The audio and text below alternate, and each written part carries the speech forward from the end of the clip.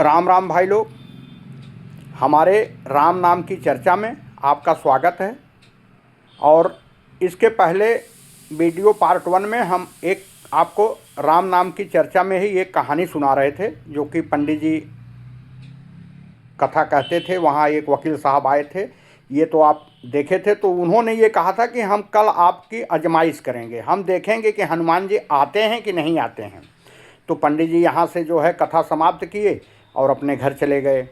वहाँ अब उनको विश्वास तो था, लेकिन उसके बाद भी विश्वास था, लेकिन फिर भी उनको बार बार ये टेंशन लगी रहती थी, कल अगर जो है हमारी कथा में हनुमान जी जो है अगर आजमाइश करेंगे तो हम क्या करेंगे क्या नहीं करेंगे। यही सब सोच विचार करके उनको रात में नींद नहीं आई। लेकिन उसके बाद वो कथा चल ही रही थी, तो पंडित जी दोबारा दूसरे दिन फिर उस कथा को जो है शुरू करने के लिए आए और अपने व्यास गद्दी पर बैठे। व्यास गद्दी पर बैठने के बाद वो कथा शुरू करने से पहले हनुमान जी को जो है बुलाए। बुलाने के बाद हनुमान जी का सिंहासन आसन सब लग गया, हनुमान जी को बुलाए और उसके बाद कथा शुरू किए।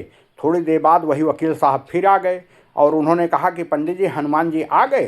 तो उन्होंने कहा हाँ आ गए जजमान। तो वकील साहब ने कहा कि मैं आजमाना चाहता हूँ। तो उन्होंने कहा कि आप कैसे आजमाएंगे, आजमा लीजिए, हनुमान जी आ गए हैं। क्योंकि पंडित जी को कुछ एहसास ऐसा हो गया था, कुछ शक्ति के हिसाब से कुछ एहसास हो गया था। वकील साहब ने आजमाने के लिए जैसे ही सिंहासन को उठाना चाहा जिस पे हनुमान जी आके विराजमान होते थे, उस सिंहासन उनसे हिला नहीं। और उसके बाद एक आदमी को और बुलाए और वो भी उठाना चाहे, दो लोग मिलके वो सिंहासन नहीं हिला। तो वकील साहब को एहसास हो गया कि नहीं, अगर ये सिंहासन नहीं उठ रहा है, नहीं हिल रहा, तो इसका मतलब इस पे हनुमान जी विराजमान हैं।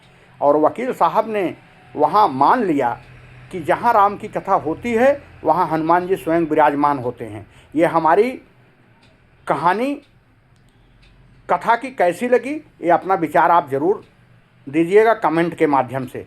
वीडियो लंबी हो रही है, इसलिए बहुत शॉर्ट में हम बताए हैं। और कहानी तो बहुत बढ़िया है, अगर इसको सही ढंग से बताया जाए तो कहानी बहुत बढ़िया है। लेकिन वीडियो लंबी ना हो इसकी वजह से थोड़ी सी जो है कहानी शॉर्ट में हम बता दिए। जय सिया राम।